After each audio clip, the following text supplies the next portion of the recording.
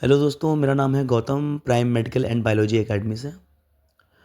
हमने इससे पहले पढ़ा था सेल, फिर सेल से टिश्यूज़ कैसे बनते हैं, फिर टिश्यूज़ से ऑर्गन कैसे बनते हैं, ऑर्गन से अब हमें ऑर्गन सिस्टम पढ़ना है आज। ह्यूमन बॉडी को समझने के लिए हमें चीज़ों को अलग अलग नहीं बल्कि एक फ्लो में देखना होगा, है ना। बायोलॉजी में कुछ भी अकेले काम नहीं करता है। जैसे ही हम ऑर्गन को समझते हैं, तुरंत सवाल आता है कि क्या एक ऑर्गन अकेला बॉडी चला सकता है। कभी सोचा आपने कि मतलब सिर्फ किसी इंसान के पेट में लीवर ही है, वो लीवर से जिंदा हुआ, कि किडनी ना हो, पेट ना हो, उसके पास स्टमक, इंटेस्टाइन ना हो, ये सारा कॉम्बिनेशन में चाहिए ना, हर एक चीज़ चाहिए उसको, है ना। जिसे हम ऑर्गन सिस्टम कहते हैं, ठीक है। जब खूब सारे ऑर्गन्स एक साथ काम करते हैं तो उसे हम ऑर्गन सिस्टम कहते हैं। एक सिस्टम में वो काम कर रहे होते हैं, है ना। और जब सब ऑर्गन सिस्टम मिलकर काम करते हैं तो एक कंप्लीट ऑर्गेनिज्म बनता है, ठीक है। देखो, सेल से क्या बनता है? टिश्यूज़ बनता है। और जब टिश्यूज़ दो या दो से ज़्यादा टिश्यूज़ एक साथ कोई काम करते हैं तो ऑर्गन बन जाता है। अब कई सारे ऑर्गन मिलके एक सिस्टम में काम कर रहे होते हैं, ऑर्गन सिस्टम, है ना। और ऑर्गन सिस्टम मिलकर काम करते हैं तो क्या बनता है? तब एक कंप्लीट ऑर्गेनिज्म बनता है। हुँ? सबसे पहले ऑर्गन को समझते हैं। ऑर्गन तब बनता है जब दो या दो से ज़्यादा डिफरेंट टाइप्स के टिश्यू मिलकर एक स्पेसिफिक काम करते हैं। जैसे हार्ट एक ऑर्गन है। हार्ट सिर्फ मस्कुलर टिश्यू का नहीं बना होता, उसमें मस्कुलर टिश्यूज़ होते हैं पंप करने के लिए ब्लड को, कनेक्टिव टिश्यूज़ होते हैं सपोर्ट करने के लिए, है ना। जैसे हार्ट को भी तो सपोर्ट मिला होता है ना भाई, हार्ट तो मसल ही है, वहाँ पे अपनी जगह पे फिक्स है। कनेक्टिव टिश्यू से अपनी जगह पे फिक्स है वो, ना। और नर्वस टिश्यू जो होते हैं वो कंट्रोल के लिए होता है। ये सब टिश्यूज़ मिलकर ब्लड पंप करने का काम करते हैं, इसलिए हार्ट को एक ऑर्गन कहते हैं हम। इसी तरह स्टोमक हो गया, इसी तरह लंग्स हो गए, किडनी और ब्रेन सब ऑर्गन्स हैं क्योंकि इनमें अलग अलग टिश्यूज़ मिलकर एक काम करते हैं। अब यहीं पर एक इम्पॉर्टेंट बात समझनी ज़रूरी है। हर ऑर्गन अपना काम करता है, लेकिन ऑर्गन अकेला काफ़ी नहीं होता है। जैसे सिर्फ हार्ट से बॉडी जिंदा नहीं रह सकती। हार्ट ब्लड पंप करता है लेकिन ऑक्सीजन लंग्स देते हैं, न्यूट्रिएंट्स इंटेस्टाइन से आते हैं और वेस्ट किडनी से निकलता है। मतलब आप खुद सोचो सारी चीज़ें कैसे होती हैं। जैसे मान लो कि जो हार्ट है वो अकेला बॉडी को ज़िंदा नहीं रख सकता है। हार्ट क्या करेगा? ब्लड को पंप करता है। और जो हार्ट के अंदर ब्लड होता है जिसको पंप कर रहा है, आर्टरीज के थ्रू जो बॉडी में जा रही हैं, उसमें ऑक्सीजन कहाँ से आते हैं? उसमें ऑक्सीजन लंग्स ला के देता है ना। न्यूट्रिएंट्स जो होते हैं वो इंटेस्टाइन ला के देता है। और बाकी का जो सारा वेस्ट बनता है, जो टिश्यूज़ या सेल्स सारा यूज़ करके जो वेस्ट निकालती हैं, वो किडनी निकाल देता है बाहर शरीर से, यूरिन के फॉर्म में, है ना। इसलिए ऑर्गन्स को मिलकर काम करना पड़ता है। जब कोई ऑर्गन मिलकर एक कॉमन फंक्शन परफॉर्म करते हैं तो उसे हम ऑर्गन सिस्टम कहते हैं। ऑर्गन सिस्टम का मतलब होता है टीम वर्क ऑफ ऑर्गन, ठीक है भैया। जैसे आप लोग क्रिकेट खेलते हो, पूरी टीम एक साथ काम करती है तो फिर आपकी टीम सारी, उसमें विकेट कीपर होता है, उसमें बैट्समैन होते हैं, बॉलर होते हैं, है ना। तो सारे ही मिलकर एक काम करते हैं तो आपका प्रॉपर टीम वर्क होता है ना। ऐसे ही ऑर्गन सिस्टम का मतलब जो है वो पूरा टीम वर्क है। सारे ऑर्गन जब टीम वर्क में काम करते हैं तो ही ऑर्गन सिस्टम बनता है। जैसे डाइजेस्टिव सिस्टम को ही ले लो।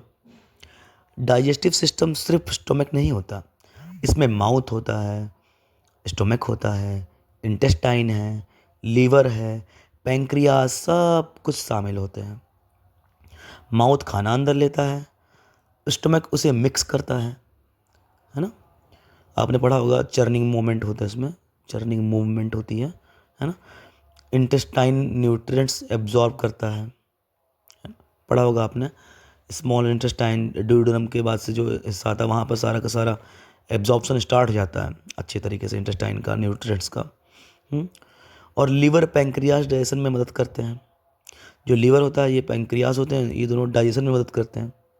ये सब ऑर्गन्स मिलकर एक ही काम करते हैं, यानी डाइजेशन, खाने को पचाना। इसीलिए इन सबको मिलकर डाइजेस्टिव सिस्टम कहा जाता है। यह एक सिस्टम, मतलब एक साथ होकर एक सिस्टम में काम कर रहे हैं, ठीक है।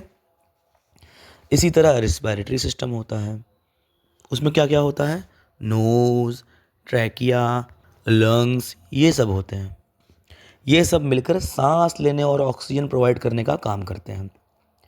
सर्कुलेटरी सिस्टम में हार्ट, ब्लड और ब्लड वेसल्स आ जाती हैं। ये सब मिलकर ऑक्सीजन और न्यूट्रिएंट्स पूरी बॉडी में पहुंचाते हैं। देखा ही होगा आपने, सर्कुलेटरी सिस्टम में क्या होता है, एक सिस्टम है जिसमें सर्कुलेशन बन रहा है, प्रॉपर सर्कुलेशन ब्लड का बना हुआ है ना। उसमें डीऑक्सीजनेटेड ब्लड वापस लौट के आ रहा है हार्ट के पास, ऑक्सीजनेटेड ब्लड फिर हार्ट से अवे फ्रॉम द हार्ट जा रहा है, बॉडी की तरफ जा रहा है ना। बॉडी में जाके मिल रहा है, जो टिश्यूज़ हैं, जो सेल्स हैं, उसको यूज़ कर रही हैं फिर, है ना। ये कौन हेल्प कर रहा है, हार्ट उसको पंप करता है, फेफड़ा उसमें ऑक्सीजन ला के मिक्स करता है ना। वेसल्स के थ्रू वो जाता है, वेन जो टूवर्ड्स द हार्ट आ रही हैं, बॉडी से हार्ट की तरफ जा रही हैं ब्लड लेकर डीऑक्सीजनेटेड। आर्टरी जो हार्ट से बॉडी की तरफ जा रही है अवे फ्रॉम द हार्ट, है ना। ये वेसल जो होती हैं पूरी ऑक्सीजन और न्यूट्रिएंट्स को पूरी बॉडी में पहुंचा देते हैं। ऐसे ही एक और सिस्टम होता है एक्सक्रीटरी सिस्टम। इसमें किडनीज आती हैं, यूरेटर्स, यूरिनरी ब्लैडर और यूरेथ्रा, यह मिलकर वेस्ट प्रोडक्ट को बॉडी से बाहर निकालते हैं। नर्वस सिस्टम भी आपने सुना होगा। नर्वस सिस्टम में ब्रेन, स्पाइनल कॉर्ड और नर्व्स मिलकर पूरी बॉडी को कंट्रोल करते हैं। भाई आप हाथ उठा रहे हो, कोई दिव्य दर्शन थोड़ी ना प्राप्त हुए आपको कि आपका हाथ अपने आप उठ गया। ब्रेन ने कोई सिग्नल भेजा होगा ना भाई उसको। कंट्रोल एंड कोऑर्डिनेशन पढ़ा होगा शायद आपने ये चीज़ कक्षा 12वीं में, है ना। हर सिस्टम का अपना काम होता है, लेकिन ये सिस्टम भी अकेला काम नहीं करता। अब यहाँ पर बायोलॉजी का सबसे इंटरेस्टिंग पार्ट आता है। जब बॉडी के सारे ऑर्गन सिस्टम एक दूसरे के साथ कोऑर्डिनेशन में काम करते हैं, तब एक कंप्लीट लिविंग बॉडी बनती है। इसी कंप्लीट लिविंग बॉडी को ऑर्गेनिज्म कहते हैं, ठीक है।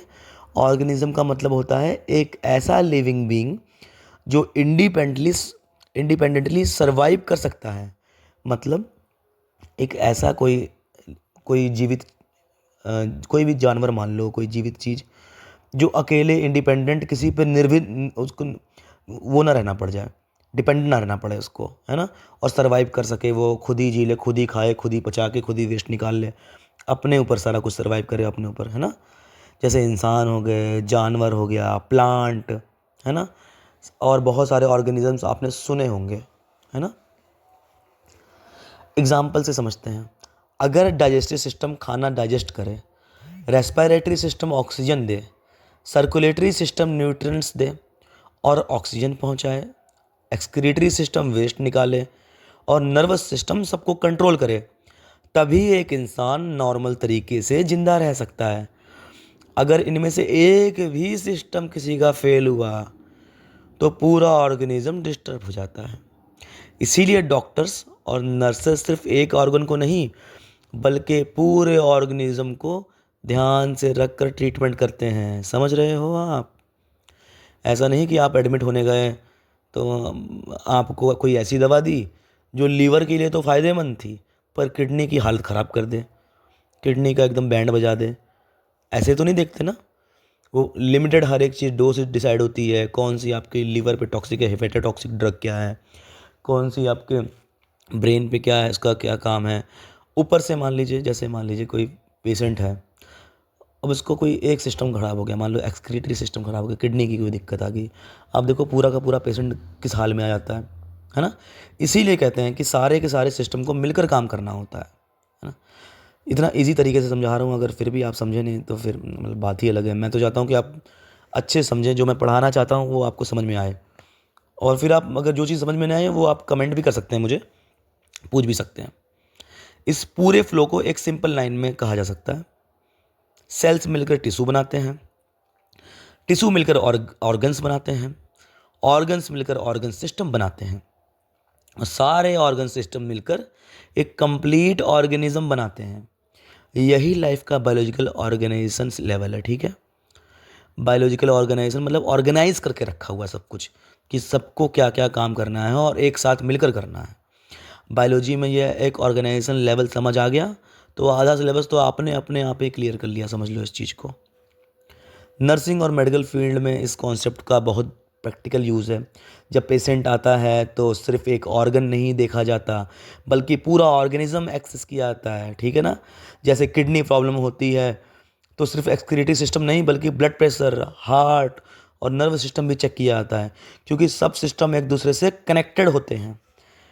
इसलिए ये कहना गलत नहीं होगा कि ऑर्गेनिज्म सिर्फ ऑर्गन्स का कलेक्शन नहीं है बल्कि एक वेल कोऑर्डिनेटेड सिस्टम है जिसमें हर लेवल इंपॉर्टेंट होता है।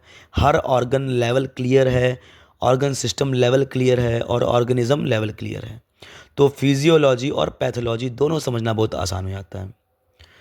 तो आज के लेक्चर की समरी यह है कि ऑर्गन एक स्पेसिफिक काम करता है। ऑर्गन सिस्टम ऑर्गन के टीम वर्क से बनता है और जब सारे ऑर्गन सिस्टम मिलकर काम करते हैं तब एक कंप्लीट ऑर्गेनिज्म बनता है जो कि इंडिपेंडेंटली ज़िंदा रह सकता है, आज़ाद रहकर अपना काम कर सकता है, ठीक है। बायोलॉजी भैया रट्टा न लगाना, ठीक है ना, रट्टा लगाने का सब्जेक्ट नहीं है। मैं बार बार कहता हूँ, यह एक लॉजिकल फ्लो है जो लाइफ को समझने में मदद करता है। Thank you.